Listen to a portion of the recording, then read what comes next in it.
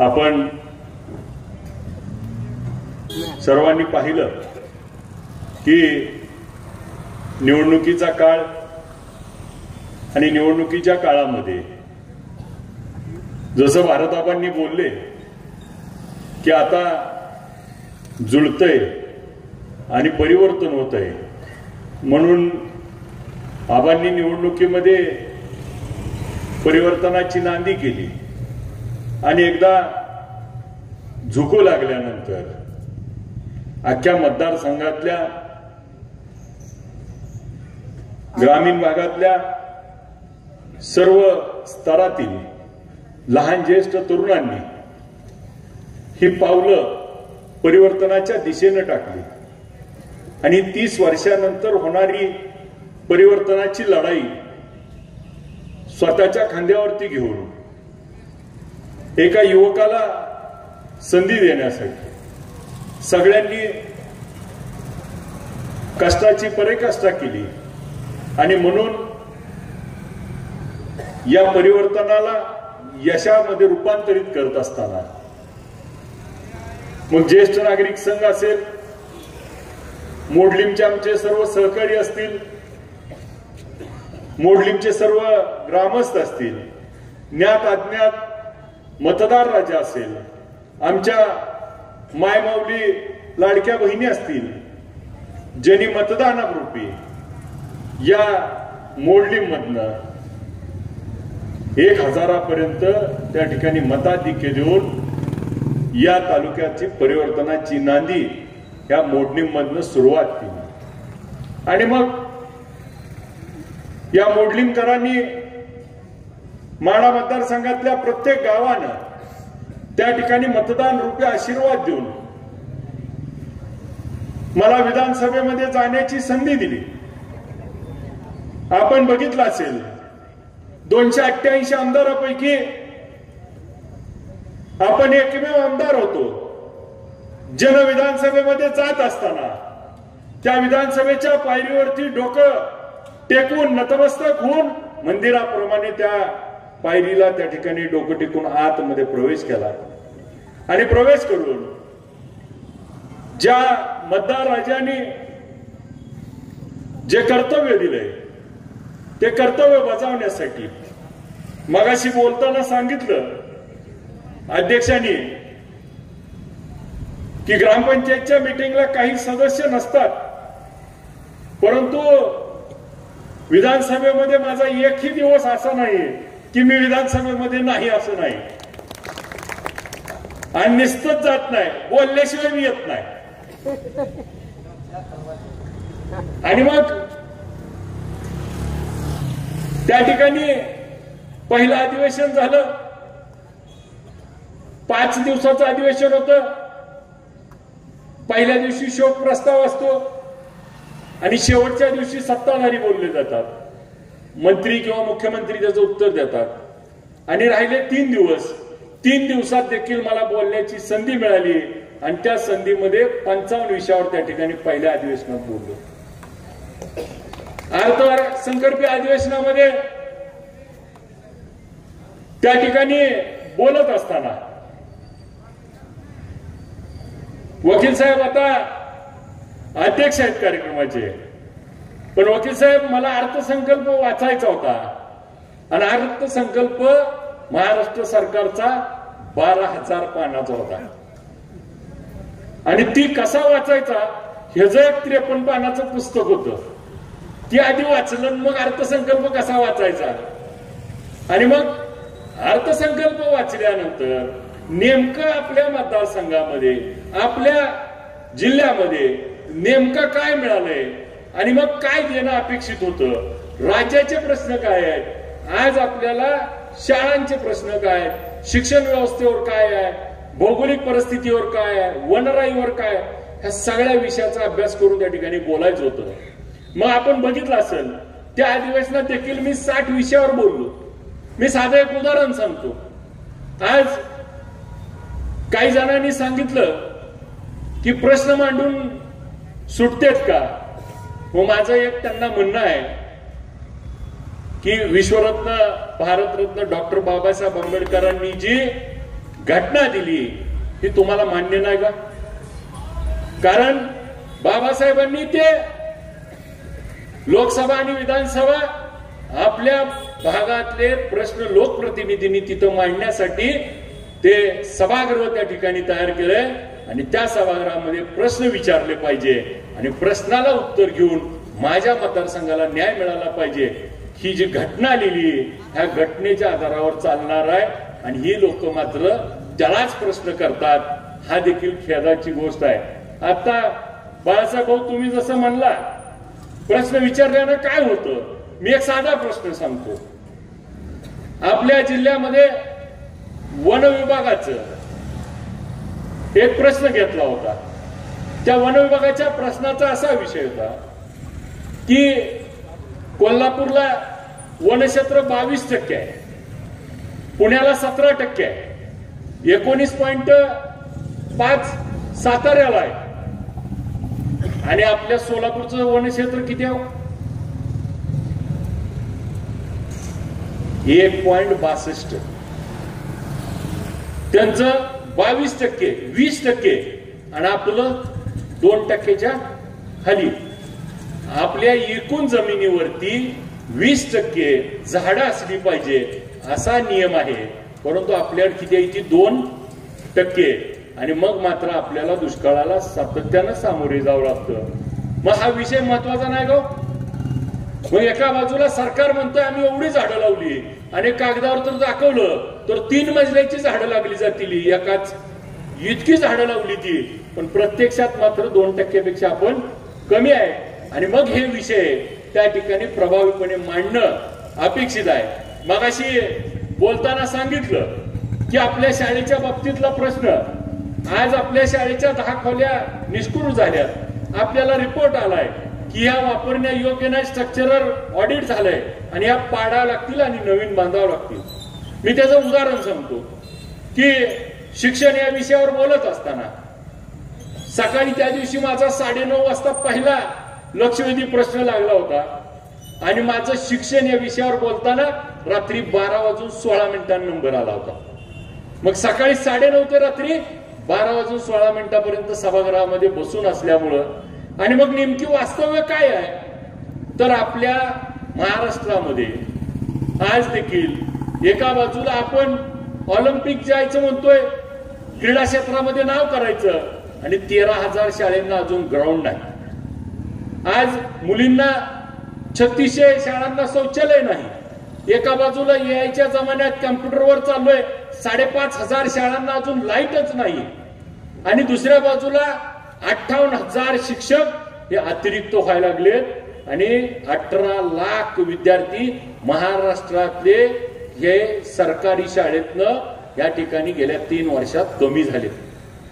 आणि मग हे विषय त्या ठिकाणी सभागृह पुढे मांडत असताना त्याचा अभ्यास करावा लागतो आणि त्या अभ्यासातनं मांडल्यानंतर आज त्या प्रत्येक प्रश्नातनं मग त्याच्या रिलेटेड प्रश्न आपण बघितला असेल.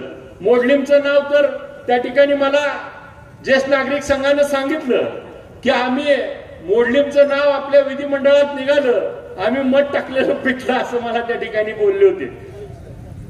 आणि मग मोडलीमच्या शाळेच्या बाबतीत देखील आपण बघितलं असेल, ह्या 10 खोल्याच्या बाबतीमध्ये मुलींची शाळा आहे आणि इथं त्या ठिकाणी निधी दिला पाहिजे. तर त्याच्यावरती मला लेखी उत्तर आलंय की 5 खोल्या ह्या आपल्याला आता जिल्हा परिषदच्या डीपीडीसी किंवा सेस फंडातनं दिल्या जातील आणि 5 खोल्यासाठी मात्र आपल्याला दुसरं नियोजन करू आणि ह्याचं आपण काम मार्गी लावू. आपल्या मागणीपैकी एक मागणी आपण त्या ठिकाणी पहिल्या टप्प्यामध्ये काही अंशी, आता डीपीडीसीचा निधी अजून त्या ठिकाणी सुटला नाही, पुढच्या येणाऱ्या महिन्यात 2 महिने 1 महिन्यात निधी येईल, त्यावेळेस मात्र आपण हे प्रामुख्याने आपल्याला आणि मग स्ट्रक्चरल ऑडिट त्या ठिकाणी पुन्हा एकदा करून ही शाळा जर आपल्याला तात्पुरती नवीन खोल्या बांधेपर्यंत वापरता येईल का याबाबत देखील आपण दुरुस्तीचा रिपोर्ट देऊन दुरुस्तीसाठी काही पैसे टाकून तात्पुरता आपल्याला काम करता येईल का ह्याच्यावर देखील रिपोर्ट द्यायला त्या ठिकाणी सांगितलंय आणि त्याचं देखील काम केलं जाईल. आज आपण बोलताना सांगितलं की मोडलीम नगरपंचायतच्या बाबतीमध्ये मोडली नगरपंचायतच्या बाबतीमध्ये आपल्याला पण देखील माहिती आहे, विधानसभेमध्ये मी वारंवार हा प्रश्न घेतला आणि जसं मगाशी बोलताना साहेबांनी सांगितलं की ज्या त्रुटी होत्या त्या त्रुटी सगळ्या संपूर्ण होऊन आज मोडलीम आणि करकम ह्या दोन्ही त्या ठिकाणी फाईल परिपूर्ण त्या ठिकाणी आहेत। आज आपली भूमिका बरोबर आहे, पण मी आता तुम्हाला हे सांगायचं नसतं तरी आता सांगतो की या फाईलवरती राज्याचे उपमुख्यमंत्री एकनाथ शिंदे साहेबांची सही लागती आणि ती सही सुद्धा झालेली आहे।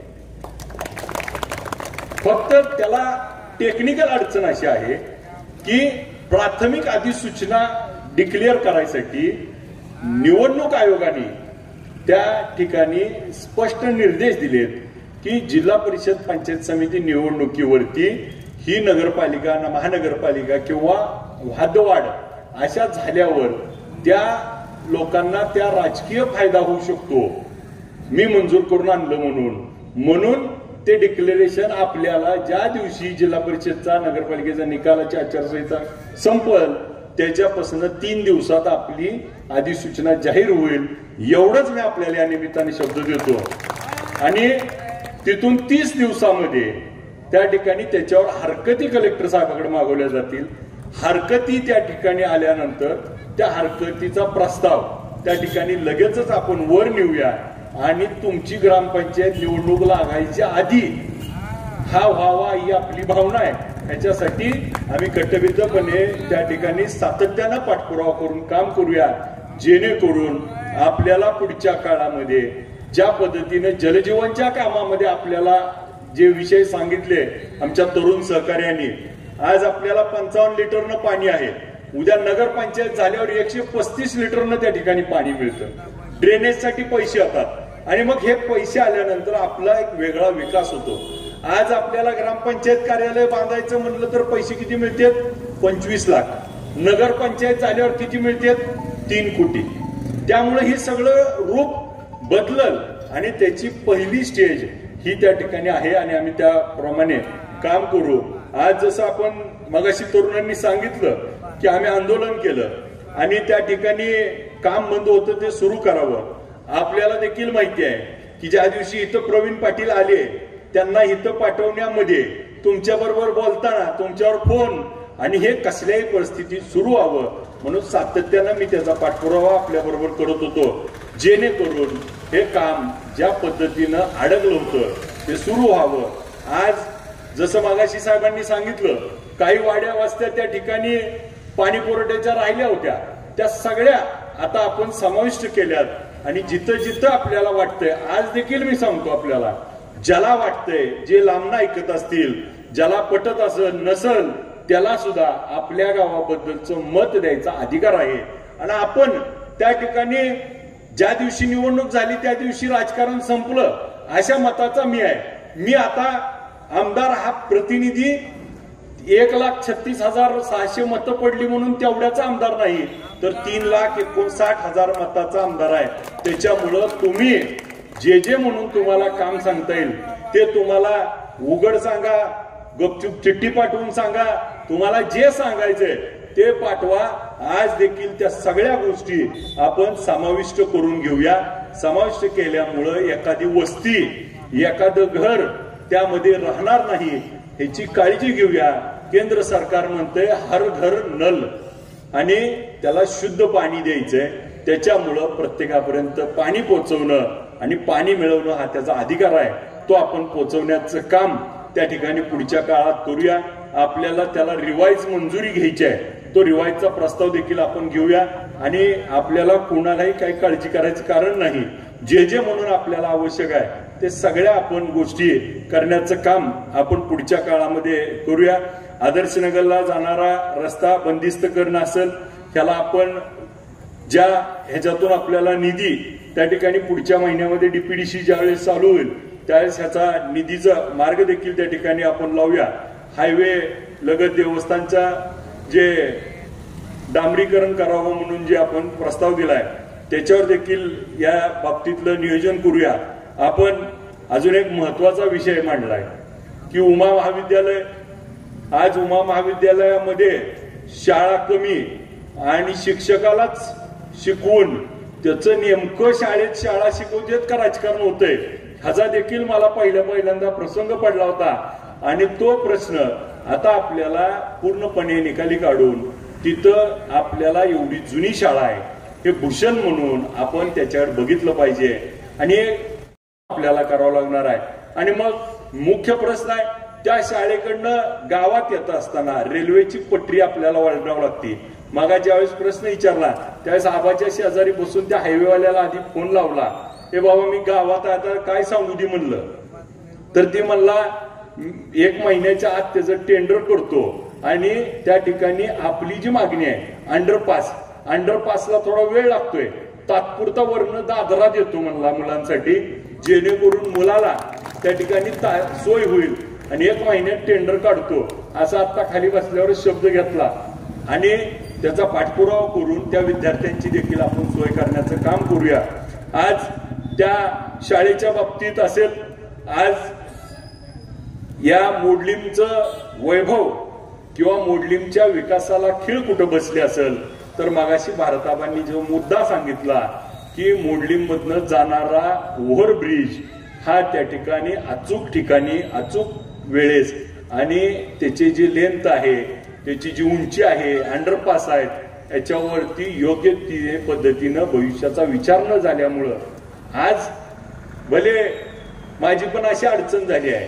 मगाशी युवकाने एक चांगली कल्पना दिली की आपली अडचण अशी झाली आहे, आता तो ब्रिज त्या ठिकाणी उमा विद्यालयाच्या तिथं जर आपल्याला उंच करायचा म्हणलं, बोगदा हाईट वाढवायची म्हणलं तर काय करावं लागतं, दुसरा घेऊन हा पूल भविष्यामध्ये त्या ठिकाणी रुंदीकरणामध्ये किंवा कशात मध्ये घेऊन असं जर काही त्या ठिकाणी गडकरी साहेबांच्या कानावर घालून त्यांना तसं पत्र देऊन मी त्या ठिकाणी पाठपुरावा करेल. परंतु हे काम त्या ठिकाणी हाताच्या बाहेर आहे, पण त्या हातात कसं आणायचं ह्याच्यासाठी आपल्याला त्या ठिकाणी थोडा वेळ लागणार आहे. परंतु नवनवीन कल्पना, जसं आता त्या मित्रांनी मला बायपासची कल्पना दिली तसं बायपास करता येईल का, अजून काय आपल्याला त्यात तोडगा निघेल का, मग सिंगल ब्रिज स्पॅन निघू शकतो तो होऊ शकतो का, किंवा अलीकडच्या बाजूने अजून एखादा आपल्याला अंडरपास देता येईल का, जेणेकरून या आपल्या मुख्य प्रवाहात आणण्यासंदर्भात त्या ठिकाणी आम्ही काम करूया.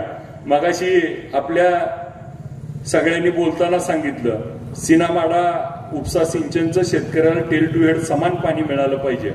आपण बघितलं असेल की काही जणांनी त्या उपसा सिंचन योजनेच्या नियोजनावरनं आम्हाला बरेच काही धडे शिकवले, परंतु योगायोगानं पावसानं सुरुवात झाली आणि पाऊस चालू झाला आणि बघत 6व्या-7व्या दिवशी 30% 25% धरण डायरेक्ट 65% गेलं आणि मग त्या ठिकाणी आपले पंप बंद होते, ते पंप सुरू करून आबा वगैरेच गेले होते, पंप चालू करून त्या ठिकाणी पाणी सुरू झालंय.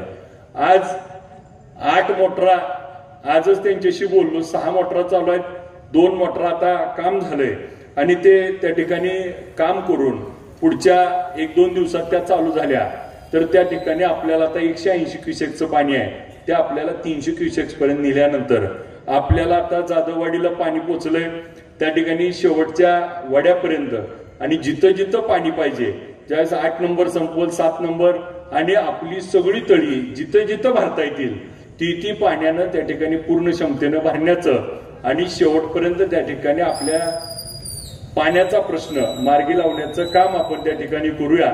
आणि त्याचबरोबर मगाशी बोलताना एक सांगितलं होतं की अधिवेशनामध्ये बोलण्याचा फायदा काय होतो, तर त्या ठिकाणी आबा त्या अधिवेशनामध्ये एक लक्षवेधी केली होती. सीनामाडा उपसा सिंचन योजनेतली जी 7 गावं, ज्या 7 गावावरती गेले 21 वर्ष झालं आम्ही राजकारणाच्या पोळ्या भाजल्या आणि मग 22 आमचे निलेश बापू आहेत, 22च्या बाबतीत तर 2004ला 100% मतं घेतली, परंतु आज देखील त्या ठिकाणी 21 वर्ष झालं लाभ क्षेत्रामध्ये ही 7 गावं आली नाहीत. जोपर्यंत तुम्ही लाभ क्षेत्रात येत नाही तोपर्यंत तुम्हाला पाणी देता येत नाही. पहिली स्टेप काय आहे तर लाभ क्षेत्रात ह्या गावांचा समावेश करणं आणि तो समाविष्ट झाल्यानंतर तिसऱ्या सुप्रमामध्ये त्याचा समाविष्ट करून त्यामधलं पाणी त्याला देणं आणि मग लाभ क्षेत्रामध्ये गाव त्या ठिकाणी समाविष्ट करायसाठी टेक्निकल बाजू काय आहे तर आपल्या इथं असणारं पाणी त्या ठिकाणी उपलब्ध पाहिजे. आज सीसीए काय आहे आपल्याकडं आपल्या इथं 24,500 हेक्टर पाण्यासाठी योजना बनवायची होती आणि मग त्याला पाणी किती अपेक्षित होतं त्या ठिकाणी 1,000 हेक्टर 2900 गुणुले केलं तर 7.1 टीएमसी पाणी आपल्याला अपेक्षित होतं. परंतु बाळासाहेब भाऊ आज पाणी किती आपल्याला दिलं गेलंय तर 4.75 त्याच्यातनं आपलं क्षेत्र 16,000च भिजतंय. मग आज अजून 8,000 8,500 हेक्टर क्षेत्र अजून ओलिताखाली नाही आणि मग ते मूळ लाभ क्षेत्रातलं क्षेत्र जोपर्यंत 75% भिजत नाही तोपर्यंत नवीन गावं समाविष्ट करता येत नाहीत आणि मग आपल्यामध्ये पीडीएन काही ठिकाणी झालंय म्हणून पाण्याची बचत झाली म्हणून 0.37 टीएमसी पाणी त्या ठिकाणी आरक्षित करून तो प्रस्ताव त्या ठिकाणी मंजुरीस आणि लक्षवेधी त्या ठिकाणी मांडली होती. त्या लक्षवेधीला आपण बघितलं असेल त्या ठिकाणी मंत्र्यांनी राधाकृष्ण विखे पाटील साहेबांनी उत्तर दिलं होतं अधिवेशनात उठून की आम्ही ही 7 गावं त्या ठिकाणी समाविष्ट करू आणि ह्याला पाणी त्या ठिकाणी देऊ. तर मला सांगायला त्या ठिकाणी आनंद होतोय की परवा दिवशीच त्या ठिकाणी मी तिथं बाळासाहेब होतो तर त्या ठिकाणी सर अशी परिस्थिती किती आता काही जण म्हणतात अधिवेशनात बोललो म्हणजे होतं का तर त्याचं एक उदाहरण फक्त सांगतो. मला योगायोगानं तुम्ही सगळ्यांनी निवडून दिलं आणि म्हणून मला आमदार होता आलं आणि तालिका अध्यक्ष बोलून ते एका ठिकाणी संधी मिळाली आणि तालिका अध्यक्ष झाल्यानंतर कामकाज वरून बघता आलं आणि वरून कामकाज बघताना 101 ची चर्चा काय 105 ची लक्षवेधी काय असती 94 वर चर्चा काय तारांकित काय अतारांकित काय त्या ठिकाणी 293 काय 292 काय आपल्याला सूची कोणती मांडता येते त्या ठिकाणी गिलोटिन काय पॉइंट ऑफ इन्फॉर्मेशन औचित्याचा मुद्दा कशाला कोणता रिप्लाय येणार आहे मग शासकीय विधेयक शासकीय विधेयक त्या सगळ्या गोष्टीचा माझा अभ्यास देखील त्या ठिकाणी बसल्यामुळे झाला आणि त्याचा फायदा असा झालाय की आता उदाहरणार्थ तुम्हाला सांगतो मी अधिवेशनामध्ये कोणताही विषय त्या ठिकाणी बोलला असेल त्या अधिवेशनामध्ये रेकॉर्डिंग तर असतंच परंतु तिथं 8 ते 10 लोक लिहित असतात बोललेलं सगळं आणि त्याचं प्रोसिडिंग तयार होतं आणि त्या प्रोसिडिंग मध्ये संबंधित विभागाला त्याचं पत्र जातं की अमुक अमुक आमदारांनी ह्या मतदारसंघातला हा प्रश्न मांडला होता तरी त्यांना 30 दिवसाच्या आत आपलं लेखी उत्तर त्या ठिकाणी द्यावं. मग मला लेखी उत्तर येतं लेखी उत्तर आल्यानंतर माझं काम काय असतं तर ती मला समाधानकारक आहे का नसल तर मला उत्तरावर हरकत घ्यायची. उत्तरावर हरकत घेतल्यानंतर त्या उत्तराला त्या ठिकाणी मला मान्य नाही म्हणून एक बैठक लावली जाते आणि मग बैठक लावल्यानंतर त्याच्यावर तोडगा निघाला आणि मग तोडगा जर त्या ठिकाणी तो मान्य झाला आणि तो जर तोडगा त्या ठिकाणी मंत्र्यांनी होय म्हणल्यावर त्याचं जर आपल्याला येणाऱ्या 90 दिवसात पूर्तता नाही केली तर पुढच्या अधिवेशनात मला मंत्र्यावर हक्कभंग आणता येतो. त्याच्यामुळं ही कायदा आम्हाला आधी कळला पाहिजे. आज आमची अडचण अशी आहे की म्हणजे उदाहरण मी एक सांगतो की मी जर एखाद्या आता कलेक्टर साहेबांकडे तहसीलदारकडे प्रांतांकडे गेल्यानंतर त्यांनी मला उठून उभा राहून रिसिव्ह करायचंय का तर हा लोकप्रतिनिधीचा प्रोटोकॉल आहे. मी भागारी जाताना उठून मला बाय करायचंय पण आम्हाला आमदाराला माहितच नव्हतो हे असलं असतंय ती त्याच्यामुळं ते नियम त्या ठिकाणी शिकता आले आणि त्याचा मला सांगायचा उद्देश असा आहे राधाकृष्ण विखे पाटलांनी आश्वासन दिलं आश्वासनाची बैठक झाली बैठकीचे मिनिट्स झाले मिनिट्स आम्ही असं त्या ठिकाणी प्रोसिडिंग केलंय की ही 7 गावं समाविष्ट करून तिसऱ्या सुप्रमात ह्याला मंजुरी देण्यात आली म्हणजे कायमचीच कीड. मग 54 कोटी रुपयाची तरतूद देखील करण्याचं डिसेंबरच्या अधिवेशनात त्या ठिकाणी जाहीररित्या आश्वासन दिलंय. त्यामुळे डिसेंबर मध्ये ह्याला पैसे उपलब्ध होतील आणि जे गेले अनेक वर्ष ही पाण्या वाचून राहिलेली गावं आहेत त्या गावाला पाणी आणण्याचं काम हे विधिमंडळात प्रश्न मांडल्यामुळे होईल अशी मला खात्री आहे. मी फोडून का सांगतोय तर मगाशी बाळासाहेब भाऊंनी सांगितलं नारळ येऊन कोण फोडतंय काय होतंय. आता ही सगळं सांगितलं रेकॉर्डिंग ऐका, नाहीतर उद्या येतील आणि 7 गावाला पाण्याचं मंजूर झालं म्हणून तिकडे गुलाल उधळतील आणि भाविक पुन्हा फटाकड्या तुम्हीच उडवायची, नेमकं काहीतरी तिसरं जायचं. मला एवढ्या या निमित्तानं कुठलाही आदेश निघताना आता त्या आदेशात पहिलं वाक्य येणार आहे, माढ्याचे आमदार अभिजित पाटील यांच्या लक्षवेधी क्रमांक ह्यानुसार ही मंजुरी झाली. त्यामुळे त्यांना कधी आयुष्यात त्याचं श्रेय घेता येणार नाही. 21 वर्ष गेली ना ह्या गोष्टीला. बरं मला 7-8च महिने झालेत, माझ्या घरात कोणा आमदार नव्हतं, ग्रामपंचायत सदस्य नव्हतं, इथंच शिकून इथंच त्या ठिकाणी लवकर रिझल्ट द्यायचा आहे. त्यांच्यात आसूर मला एवढं फोडून सांगण्याचा उद्देश एवढाच आहे की आपण ज्या पद्धतीनं माझ्यावरती विश्वास ठेवला आणि त्या विश्वासाला मी पात्र आहे का हे मी प्रत्येक वेळी अधिवेशनामध्ये आपल्याला दाखवलं. पहिल्या अधिवेशनात 55 विषयावर बोललो, दुसऱ्या अधिवेशनात 60 विषयावर आणि कालच्या अधिवेशनात 117 विषयावर त्या ठिकाणी बोललो. आणि मग आपले सगळे प्रश्न, मी एक आपल्याला प्रश्न माहिती असेल की त्या ठिकाणी द्राक्षाच्या बाबतीतला प्रश्न विचारला होता. 20,400 हेक्टर द्राक्ष सोलापूर जिल्ह्यात आहेत आणि आम्हाला 2023 ला त्या ठिकाणी किती नुकसान भरपाई मिळाली हो? 7 हेक्टरला. मे 2024 ला किती लोकांना मिळाली? 33 हेक्टरला. द्राक्ष किती आहेत? 20,400 हेक्टर. आणि मग त्या ठिकाणी आज मला सांगा, ह्यांनी मला आकडं सांगावं बरं हे होतं म्हणून. मी जिल्ह्याचं म्हणतो, तालुक्यानं मतदारसंघाचं नाही.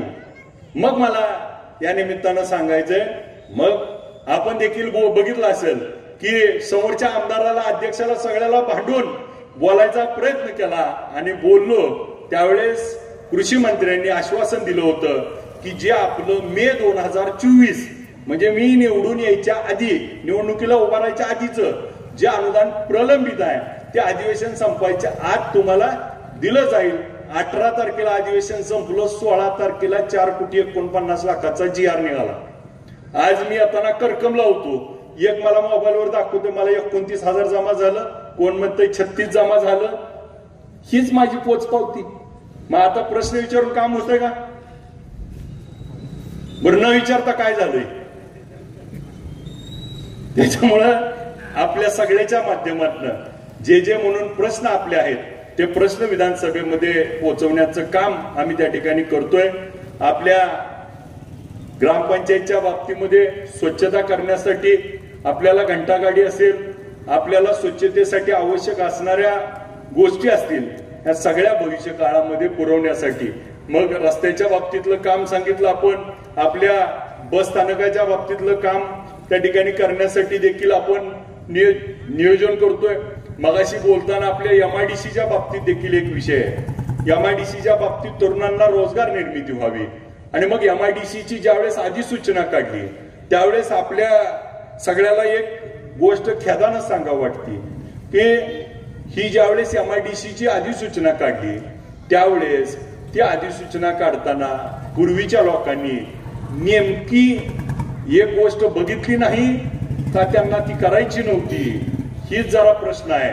कारण असं आहे की त्या ठिकाणी मायडोकचा एक गट त्याच्यामध्ये घेतल्यामुळं मला आता पुन्हा त्याच्यावर सगळं पुन्हा अभ्यास करून तो गट वगळून त्या राहिलेल्या गटावरती आपल्याला MIDC करावं लागणार आहे.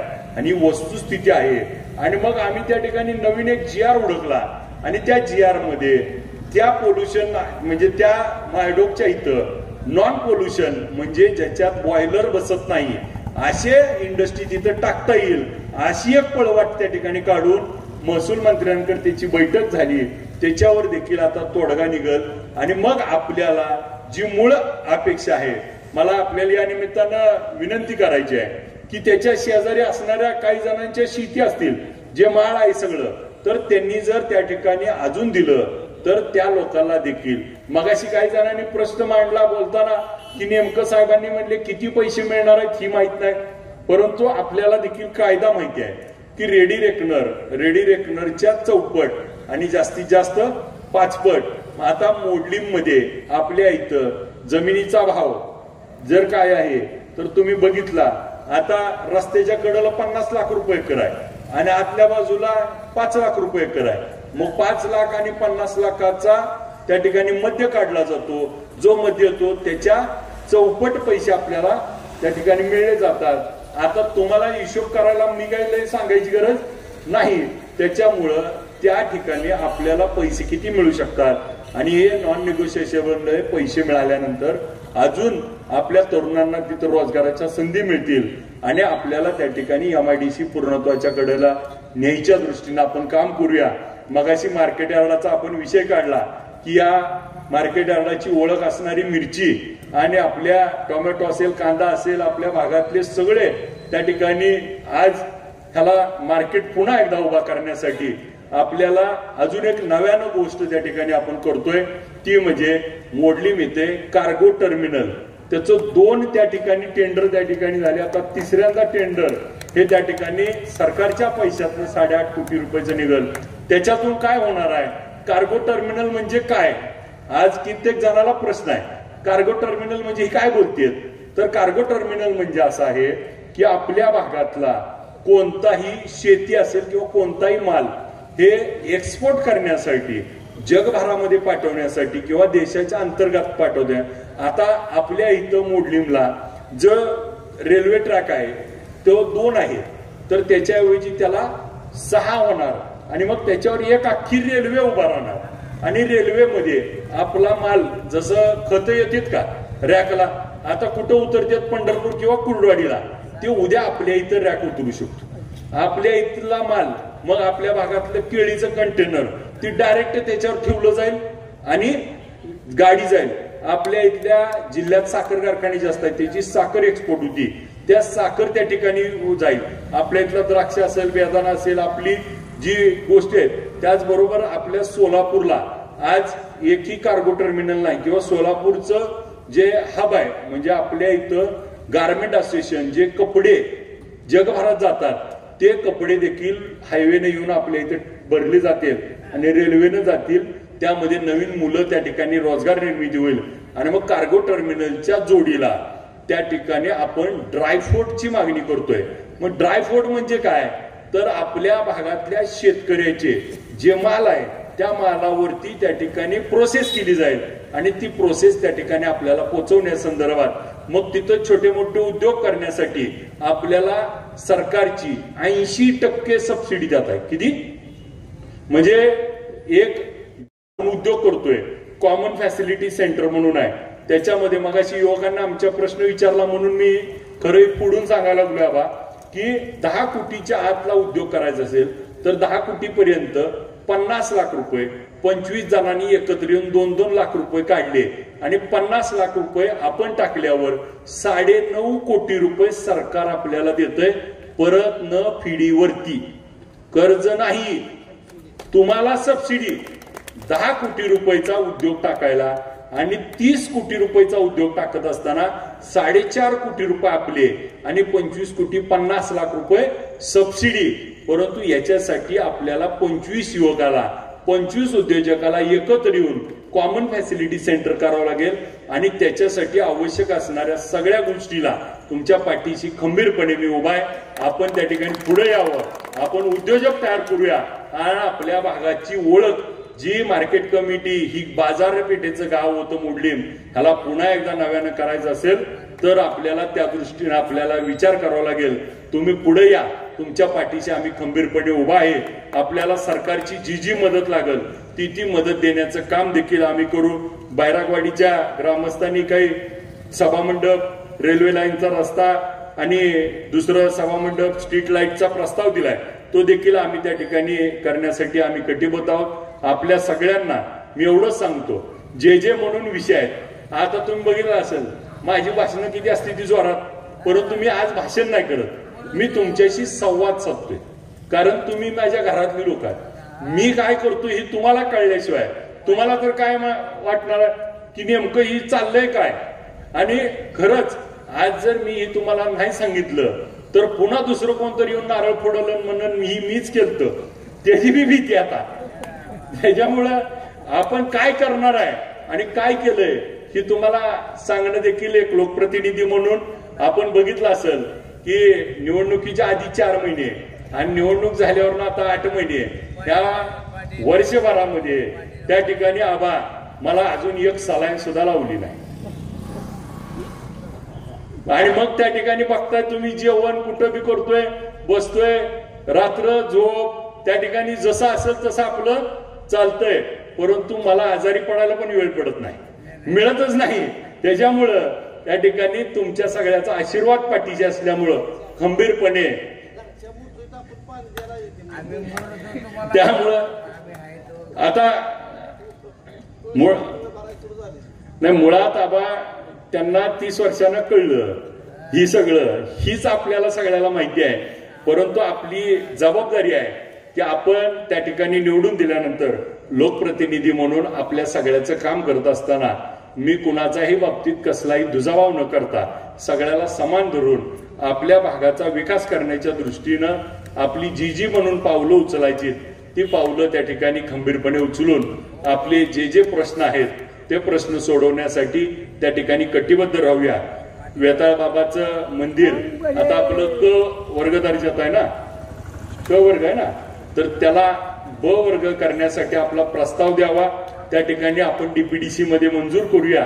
आता क वर्गामध्ये 50 लाख निधी असतो आणि ब वर्गात गेल्यावर 5 कोटी निधी मिळतो.